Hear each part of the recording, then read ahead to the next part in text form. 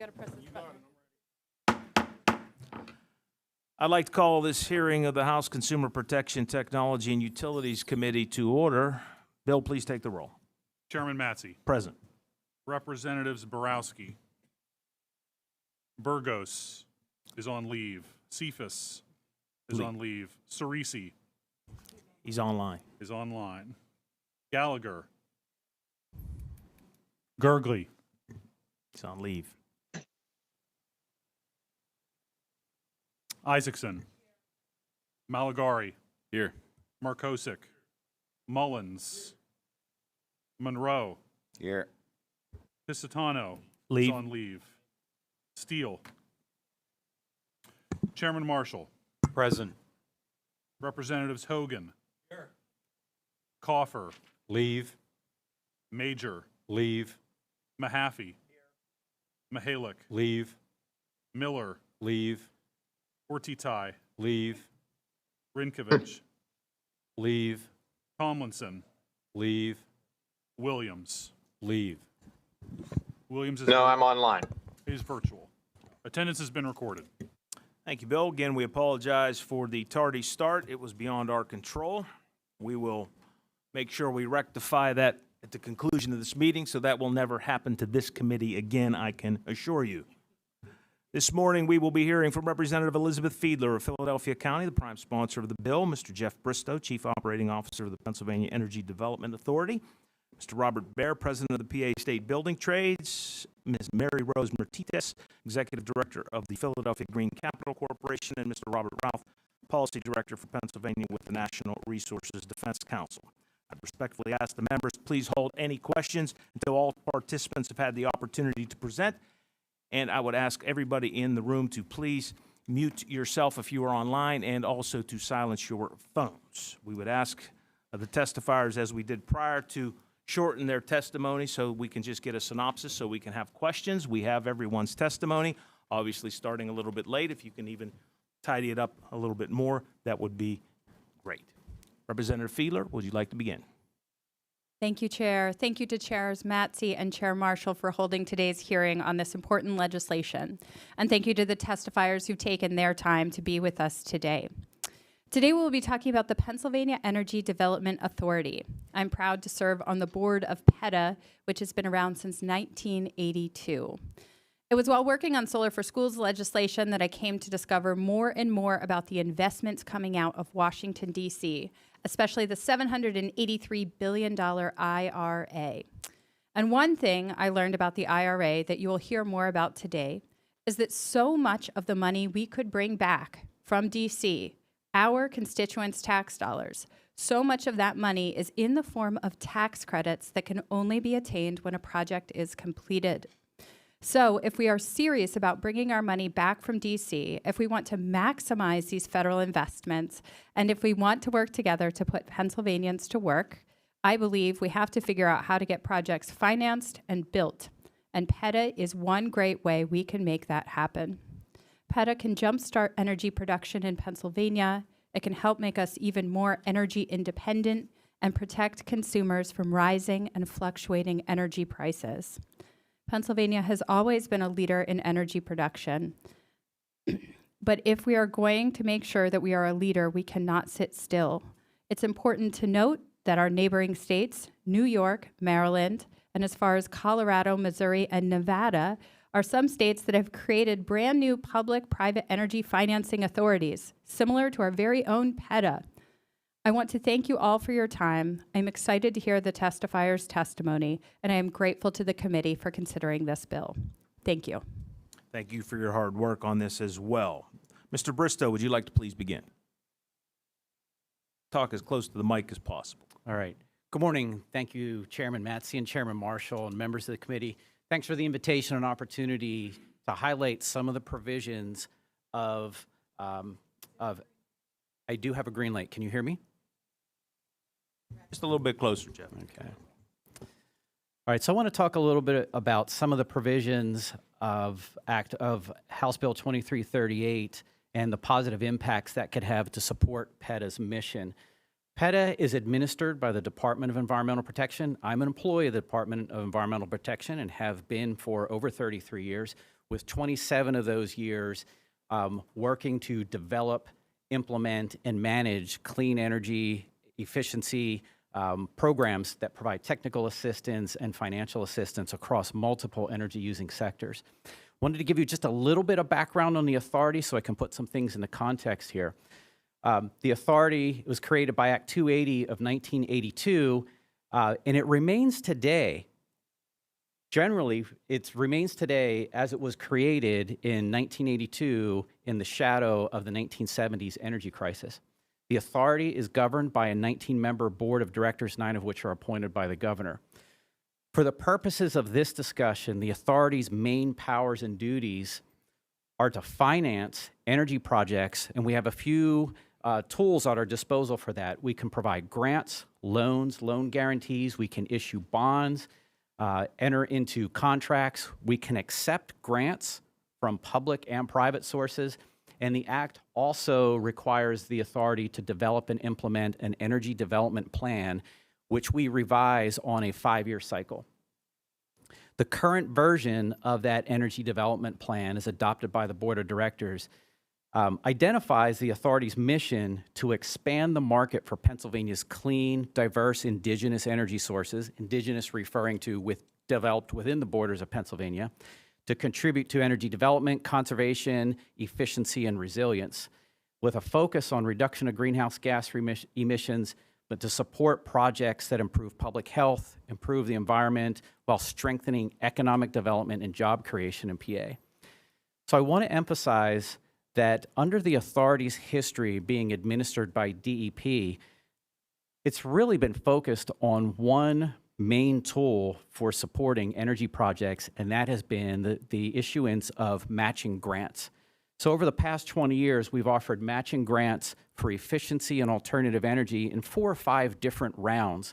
And while we can point to successes in every one of those rounds, the authority staff and board of directors have recently been pursuing a distinct shift in strategy in the way we support energy projects.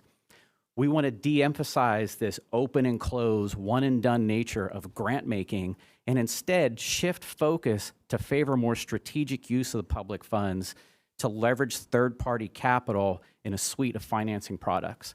So we think this is going to enable us to stretch the public funds further and perhaps even result in revolving funds that can be reinvested in future projects. So just this past spring, we have launched our first product, this new approach we're calling the Energy Accelerator Program, or EAP. We launched the first financing product under the EAP in April, and that is an energy efficiency loan for homeowners in PA. It's known as the Keep Home Energy Loan, and it's an $11 million pool of funds, but here's the key point, is that it's only $1 million in public funds from PETA, matched 10-to-1 with private capital that we obtained through an RFP process. Today, June 3rd, the authority is launching its second financing product, which is a financing product, a loan program for municipalities for energy efficiency. And in this case, we're getting 3-to-1 private capital match and interest rates that we're going to be able to offer as low as 0% for local governments to reduce energy costs within their facilities. Now, at the same time that we've been putting these financing programs together, as we just heard from Representative Fiedler, there's an unprecedented amount of federal funding being made available through the Bipartisan Infrastructure Law and the Inflation Reduction Act. And the key point, I'll add a number to Representative Fiedler's identification that tax credits are a main part. It's estimated that 70% of that $780+ billion being made available under the IRA is going to be in the form of tax credits.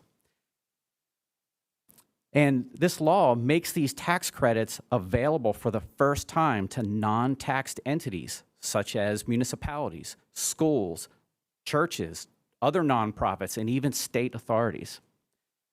So to make a key connection to House Bill 2338, these tax credits are available only to the project owners. 2338 expressly gives the authority the ability to own projects, while the original statute, Act 280, did not. The authority and its EAP are in prime position to pull these funds, federal funds, into Pennsylvania. How would we do that? Well, here's one example. With the ability to own project assets, the authority could offer lease financing for clean energy projects where the authority provides full capital up front and retains ownership of the project during the lease period. And then as the owner of that asset, we can take direct payment from U.S. Treasury from 30 to 50%, possibly even more depending on project specifics, of the total project cost. We can use that to reduce interest rates, to drive down lease payments, or to wrap those dollars into additional projects. So my written testimony provides more on this and other examples of what we might be able to do, but the point I'm trying to make is without the ability to own project assets, we're not going to be able to take advantage of the bulk of the federal funding available under the Inflation Reduction Act. And one last point that I want to make is that there's a provision in House Bill 2338 to eliminate the 50-year sunset date on the authority. That's from the original statute. And as we're implementing this shift towards a creative and more efficient use of public funds under the EAP, the elimination of that sunset date, which comes in just 8 years, will allow us to plan and implement future investments with much more certainty. And I want to recognize and thank Representative Fiedler for being an active and supportive member of the authority's board of directors and her leadership in helping to modernize the authority. Thank you. Thank you for your testimony. Mr. Bear, you're no stranger to this committee. We've called on you a few times this term, and you're always ready, willing, and able to participate. Before you begin, just a note to the members, we have made a request to the speaker to go over 12 o'clock if necessary.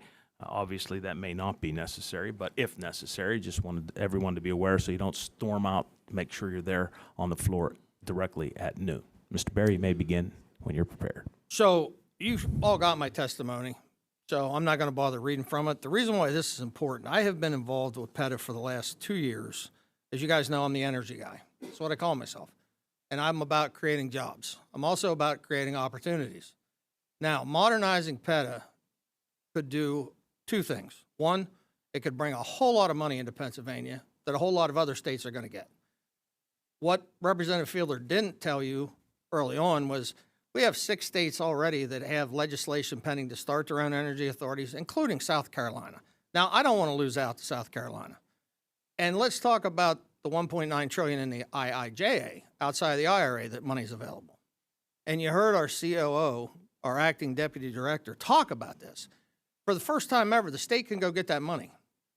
We can own these projects. We can decide what we want to invest in. And what's attractive to me is when I started down this road, I was sitting with Dr. Regley in a meeting on hydro. There's 300 and some low-head dams in Pennsylvania that we're currently not using, and most municipalities want rid of them. If we did this bill, PETA could actually take control of those dams. The state could own them. We could lease the riverbed out to the developer, and we could be putting 25 megawatts of hydro all over Pennsylvania. And we'd offer the guy the low lease loan because we got the money, and at the end of the project, guess who gets all the tax credits and a direct payment? The state of Pennsylvania to invest in other projects. So this isn't just about wind and solar. This has the possibility to do wind, solar, hydro, geothermal, carbon capture, coal gas methane, small modular reactors. Across the gamut, all the above energy policy that all has the same end goal, to limit greenhouse gas emissions while creating a whole lot of good paying middle class jobs. And we had a bill come out of the other side of the building here a couple weeks ago, and they wanted to start an independent energy office.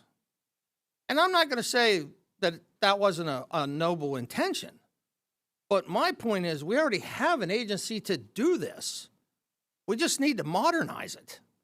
All right? We don't need to reinvent the wheel. And the representative sitting directly to my right knows exactly how I feel about this because we have been working on this for years. So we have an opportunity to actually do a whole lot of good for the constituents of this Commonwealth and create an energy development agency that's the best in the country. We're already ahead of everybody else. We've had this since 1982, going back to Dick Thornburg. And if there was a guy that probably falls as far politically from me as anybody, it was Dick Thornburg. But at least he had the vision to say after we had to sit in line and buy our gas on alternating days in the 70s, I'm dating myself, you know, He's like, look, we got to do something. Well, let's take what we have and let's fix it. And let's start investing in all those projects that people aren't talking about. You know the governor has a big ambition for capping orphan wells. We could actually, and not just get money for orphan wells, if we find a group of those that are deep enough, we could invest in geothermal. Once those wells hit 1,500 feet, all I'm doing is pumping glycol down them and bringing it out and generating steam and turning a turbine. Imagine capping orphan wells and generating electricity and being able to go get more money from the feds if we do it as a state agency.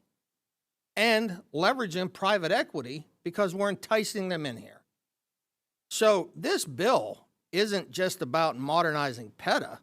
This bill is about positioning the next generation of Pennsylvania workers to having energy jobs.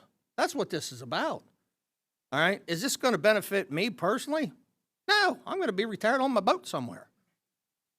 But you know what we're going to do? We're going to set the next generation of the constituents of this Commonwealth up to have real jobs.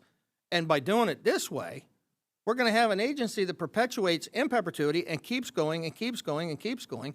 And as our technology improves, we've given them the flexibility to continue to invest in that emerging technology. We didn't hamstring them like we did in the past.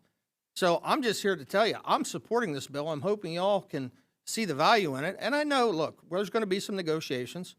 That's part of the process here. But this bill is a good one to get us out of the gate on. You know, we can't finish the Kentucky Derby if the horse never leaves the gate. Well, let's get this horse out of the gate. We got him from the barn to the starting line. Open the door. Let's run with it. Thank you. Thank you for your succinct comments, and we appreciate your frankness, quite honestly. Ms. Martinez, would you like to begin? Yes, hi, good morning. Good morning, Chairman Matsy and members of the committee. Thank you so much for the opportunity to come before you today to speak in support of HB 2338, which will modernize PETA and position it to maximize federal energy funding opportunities for Pennsylvania while creating jobs and cutting costs. I'm Mary Rose Martinez, the Executive Director of the Philadelphia Green Capital Corp, PGCC. We're a 501c3 green bank nonprofit focused on developing financial solutions for clean, efficient, and affordable energy. We focus on southeastern PA, and we're an affiliate of the Philadelphia Energy Authority, a municipal authority. Together, our two organizations, PEA and PGCC, have executed many of the programs and projects that serve as examples of some of the types of work that PETA can do with the modifications proposed today. Under the banner of the Philadelphia Energy Campaign, we've supported over $900 million in projects that have created over 7,600 jobs since 2016. Our goal is to get to $1 billion of projects and 10,000 jobs by 2026, and we're on target to do so. In addition to our work with PEA, PGCC has worked in close partnership with PETA, particularly on the recent $156 million Solar for All grant awarded by the U.S. Environmental Protection Agency. The forthcoming Pennsylvania Solar for All program will provide solar access and 20% electricity bill savings to over 14,000 low and moderate income households across the Commonwealth, providing job growth and cost-saving opportunities to residents in every corner of the state, including, importantly, former coal communities. At PGCC, our work spans across many sectors, residential, commercial, municipal, but some common threads of our type of work include building programs and financial products that help take a project from idea to reality, conducting market education and outreach, building demand for projects, providing technical assistance, structuring financial products, and, importantly, layering and stacking funding sources to stretch government dollars to be as efficient as possible. PETA is well suited to do the same market building, project generating work statewide, particularly with the modernization proposed in this bill. This matters now more than ever because of the opportunities presented by the Inflation Reduction Act, which we've already heard a bit about. This is an unprecedented funding opportunity from the federal government that includes hundreds and hundreds of billions of dollars for energy-related projects. To put PETA's opportunity in perspective, our goal at PGCC is to attract at least $5 billion of federal funds to southeastern PA through a combination of grants, tax credits, rebates, and lending capital, which could create up to 50,000 jobs. Statewide, Pennsylvania can do many multiples of that. Most large federal spending bills come to states in the form of grants, as you know, with the state funding amount determined by specific preset formulas. But the IRA is different. Over 2/3 of that funding comes in the form of tax credits, which means we have to do things differently.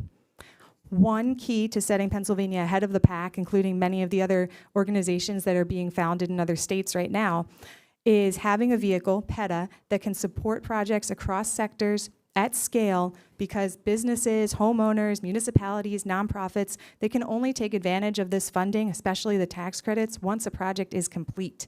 So we need this market building work to take place.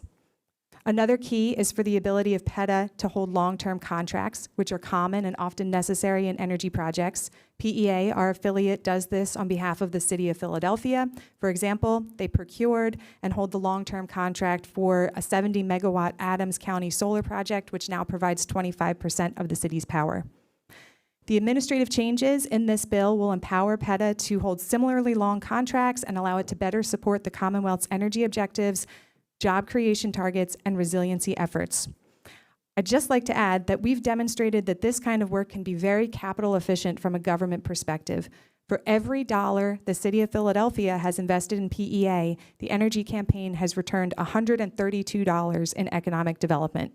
I'll say that again. That's 132x multiple on investment and is practically unheard of, but it's doable with an efficient, well-structured energy accelerator that can do this work.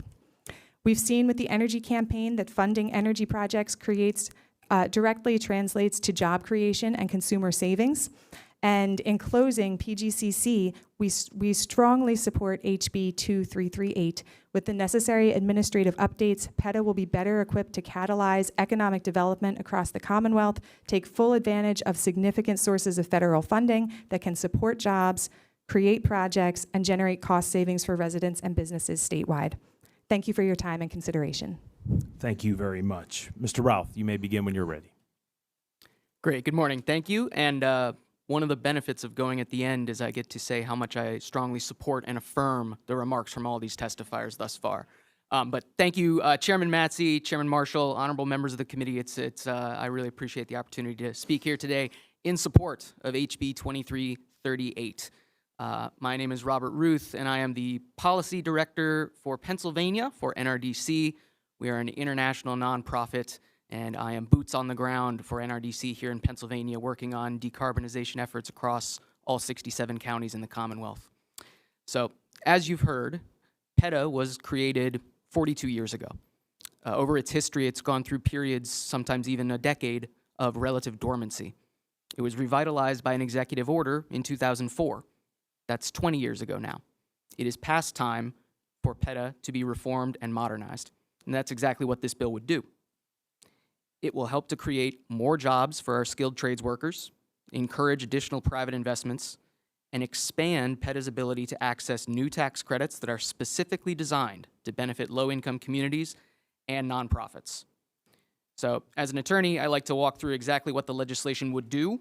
It provides a number of simple, straightforward amendments. It clarifies and expands the definitions of cost and project to better align with federal grant programs. It will allow PETA to own projects that it creates, thereby allowing the authority to apply directly for millions of dollars in IRA tax credits from the U.S. Treasury. NRDC modeling projects that Pennsylvania will see over $20 billion in federal clean energy tax credits flow into Pennsylvania over the next 2 decades, and PETA could have direct access to millions of those dollars through this legislation. The bill would also reform PETA's board of directors. It reduces the number of members that are appointed by the governor, and it provides some critical fixes and updates to Section 2806C of the Administrative Code that relates to PETA's powers and duties, again, to better align the language with IRA and BIL or IIJA programs.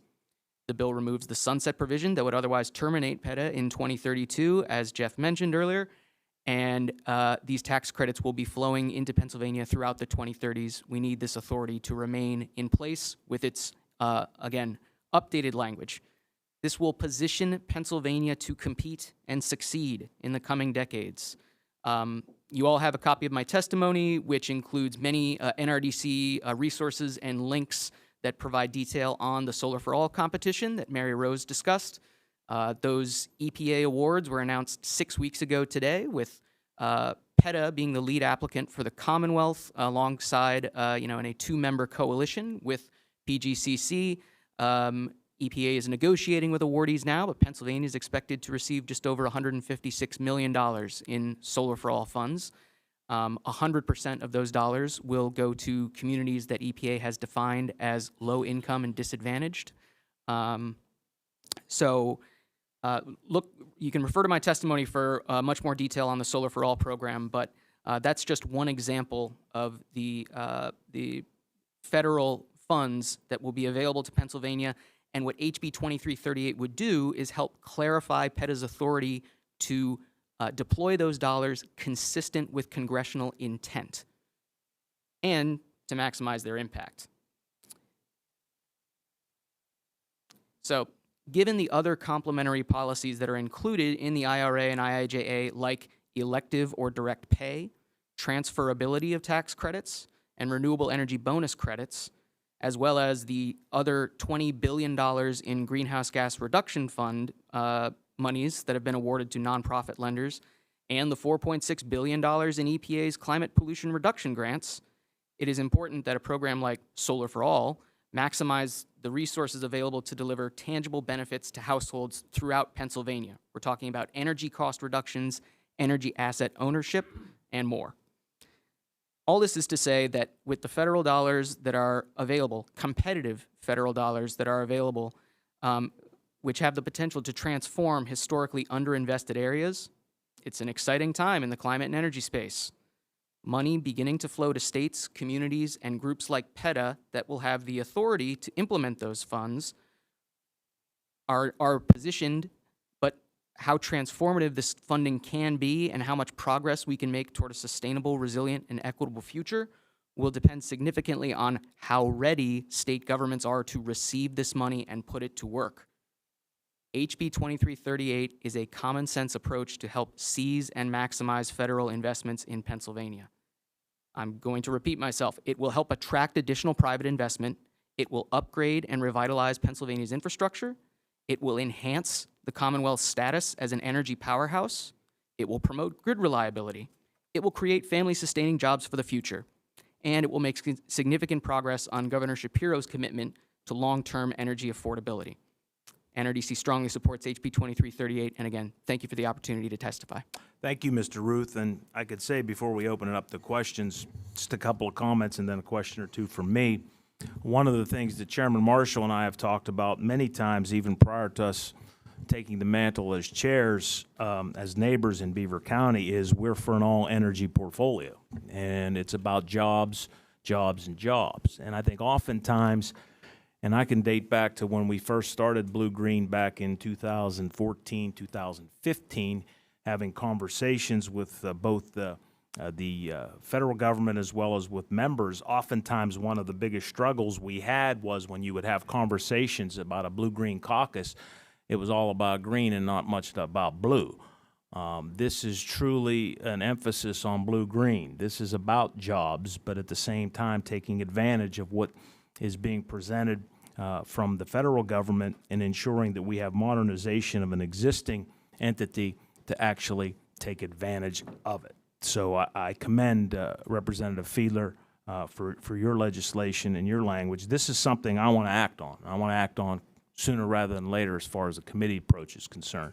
So we appreciate the opportunity to hear the testimony and take the testimony from all of you here today. I think that is vitally important for us as policymakers to really get that succinct message from you and to have that digest in our brains. I think a couple of things that stood out from my perspective, Mr. Bristow, you said one of the programs is starting today, you mentioned. So it's good timing from our perspective and how this will affect. Could you elaborate a little bit more on how this will be open to municipalities from that perspective? Because oftentimes that's one of the things we hear about as electeds is there are programs available, but unfortunately they're not available in municipalities. Yeah, we're going to open a program today. It should be open right now. And it makes use of some of those bipartisan infrastructure law funds that were sent under a formula grant to Pennsylvania, said specifically, here's what you can use it for. It's going to be a combination of grants and loans where the grant funds, using federal dollars for grant funds, to help municipalities identify and develop energy efficiency projects within their facilities. Could be their municipal building, could be wastewater treatment plants. And then they can use those grant funds then to buy down the interest of a loan that uses the funds. Remember I mentioned the 3-to-1 capital funds. So we're just opening that today, and we're trying to get the word out through municipal organizations.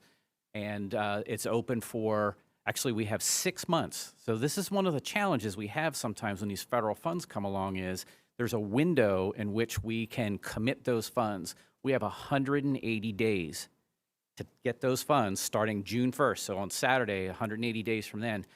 And it's a challenge. It's a challenge to get the word out to the municipalities. It's a challenge to get them to respond within a timely manner, review their applications, and then process and have an agreement in place to beat that 180 days. It's a big challenge.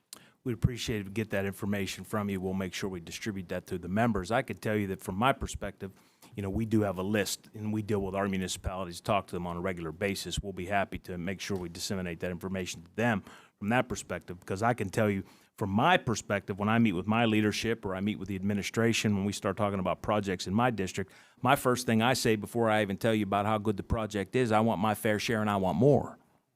So we have to make sure we have the information available for the members. We will make sure we get that out to those folks. One other question, then I'll open up to members if they have any questions. Ms. Martinez, you talked about investment of $1 and getting back $132. That's a big deal. I think it needs to be mentioned again. Expand upon that a little bit for us if you can. Gladly, thank you. So the City of Philadelphia has allocated some funding for the Philadelphia Energy Authority over the years. It's a municipal authority founded in 2011, and the money that the city has put into staffing the authority to allow it to run programs, run RFPs, structure financings, structure projects, has resulted in 132x project value. So that's where we get $904 million of projects that have been supported since 2016, and we're on track for $1 billion now. That's amazing. That really is. Mr. Ruth, you talked about some of the things that you are working on from the perspective of NRDC. I think oftentimes in talking to members up here, when you start talking about the environment, they say, well, we don't want to talk to environmental groups because they're never going to be with us on this issue because we just want to talk about energy, regardless of what type of energy we're talking about. One of the things that we have found in working with you, especially since we've become chairs with the organization, is open mind. I'm a half a loaf guy. I've said it before, I'm on record. Sometimes you can't get that whole loaf, but I'd rather have half a loaf than no loaf. And the conversations we've had about a variety of the issues, especially some of the issues you mentioned, including, and most importantly, one of my babies, grid reliability. I think it's very important for us to have those conversations when you're talking about an all-energy portfolio. Expand a little bit on some of the other things from the perspective, from energy's perspective, on how that could be beneficial from this modernization. Certainly, and you know, Pennsylvania is an energy powerhouse, largest net exporter of electricity in the country. Currently the second largest producer of natural gas, remains the third largest producer of coal, second largest nuclear generating capacity in the country. Given the ongoing energy transition in Pennsylvania and in the country, the Commonwealth is uniquely positioned to benefit from the federal funding opportunities that are available. And not only do we need to decarbonize and create a cleaner, more affordable economy for all, we need to do so in a way that protects, you know, when consumers flip the light switch on, they need to have power. So grid reliability is critical. That is an important aspect of the work that NRDC is doing with we have a sustainable FERC project that engages with FERC, PJM, other RTOs throughout the country, and state public utility commissions. So all of this needs to be happening in concert. You cannot, our objectives are consistent across the board when it comes to energy reliability, affordability, and cleaner production. Mr. Ruth, you could steal my line that I use all the time. There's a level of expectation when you turn the switch, it's going to work, period. So feel free to steal that. Representative Mahaffey. Thank you, Mr. Chairman. Thank you to all the testifiers. Representative Fiedler, good bill. Thank you for introducing. Why reinvent the wheel? No need to. Let's get it done. So my question is, the federal funds that are coming in, and I heard some talk, I think, Mr. Bistro, you talked about how you're bringing in this money. So when they bring that in, is that then as far as the organization or the state owns those tax credits from the feds, and then they're going to set up programs to do that and put that money out in tax credits or whatever it may be? Just curious, is that where we're going with that, or how does that operate? Well, Or do we see that as the way that this is you're going to facilitate it?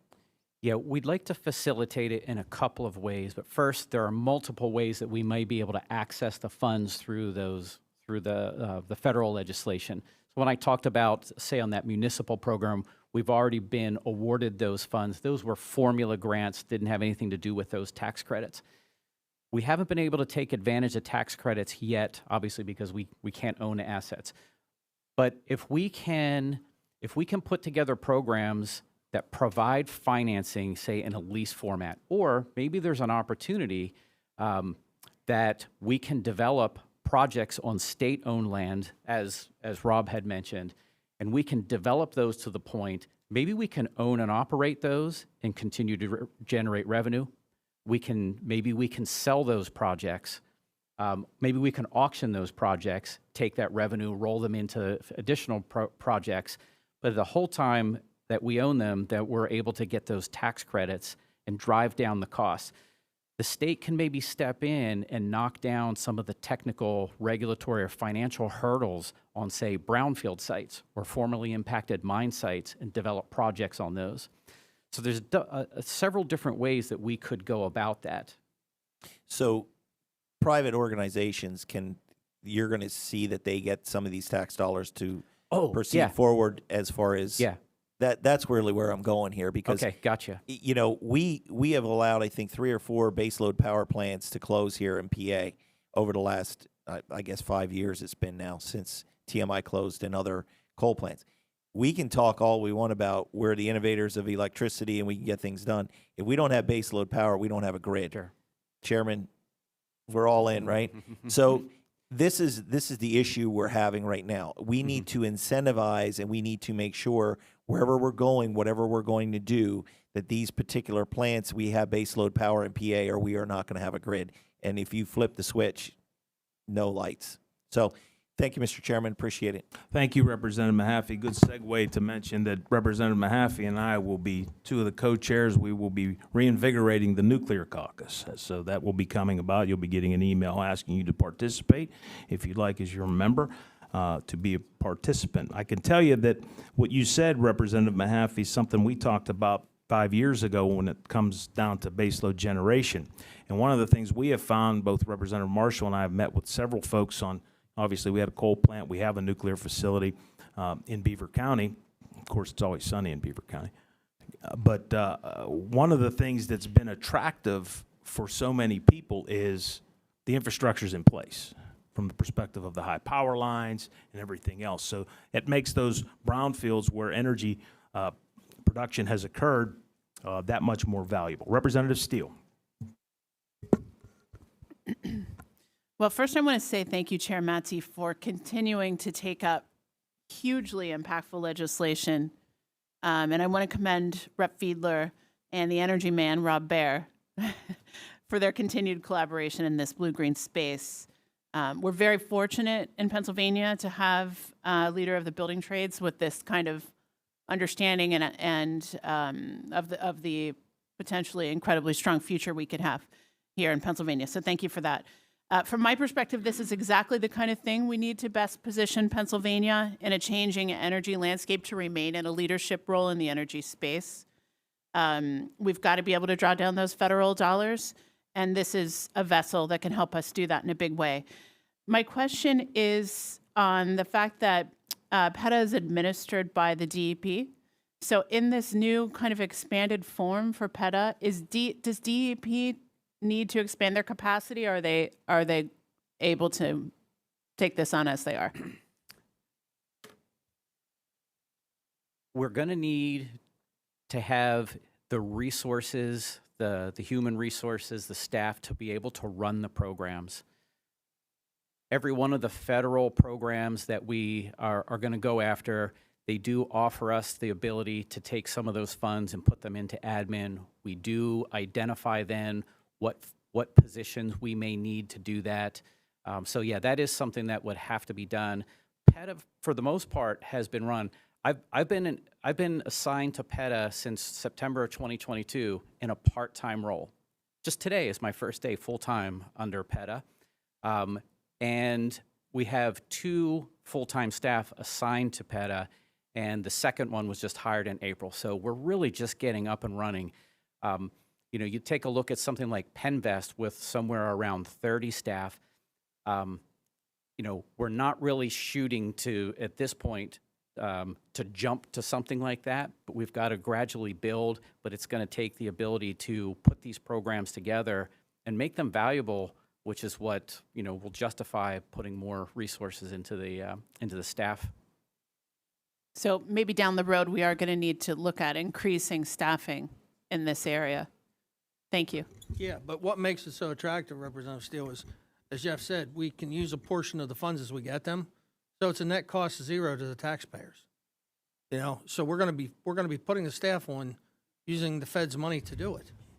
You know, and that was one of the key things that Dr. Regla and I had talked about was, okay, if I'm going to get on board with this and we're going to expand this, how are we going to make sure we have enough people to administer it? You know, and what's always the big hurdle? Coming up with the money to do it. Well, when you heard everybody in this panel say unprecedented, when's the last time I heard the federal government say you can use money for administration, let alone at the state level? So we have an opportunity to do this at no cost to the taxpayers. Now, I got to tell you, that's a pretty good idea, right? And as Chairman Matzey said, it can be all the above energy. And we're just taking the agency and getting those federal dollars and investing in the projects we want to invest in Pennsylvania.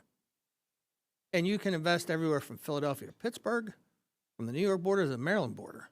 We can invest in everything. It doesn't have to just be renewables. Everything that can lower greenhouse gas emissions is on the table. You heard the blue-green. Now, you know, it took me kicking and struggling to become a member of the blue-green. But once I was like you, I could sit with Representative Fiedler and Representative Kruger and Robert and Katie Bloom and some of the other ones, and we realized, okay, we can do blue and green. And we can do it in a smart, safe, effective way. And now we have the opportunity to do it at no cost to the taxpayers and modernize an agency and expand this. Come on. That's a win-win-win. Well, we want to thank all the testifiers for your participation today. Like I said, we have the testimony. The members had opportunity to read it. There are a few packets left. We have the QR code up there on the front if you did not get one, to make sure you have it if you were in the audience. Representative Marshall, before we adjourn. Thank you, Chairman. It's always a pleasure to work with Rob, and I can always just say ditto because, as he stated, we're good friends, good neighbors, and we agree on an all-inclusive, all of the above energy portfolio that definitely includes nuclear. So I'm glad to work with Representative Fiedler on this important issue. Thank you to all the testifiers, and thank you, Mr. Chairman. Thank you. And before we do adjourn, Representative Steele talked about us taking on some issues. Well, a lot of the issues we're taking on, quite frankly, is why reinvent the wheel? Let's just modernize it. Let's fix it up. We did it with Solar for Schools, community solar. We're looking at pushing this bill through sooner rather than later, and there are other things on the horizon also. But again, we appreciate the testifiers. We thank the members for their attention. Note the presence of Representative Burgos at the end. And this meeting is now adjourned.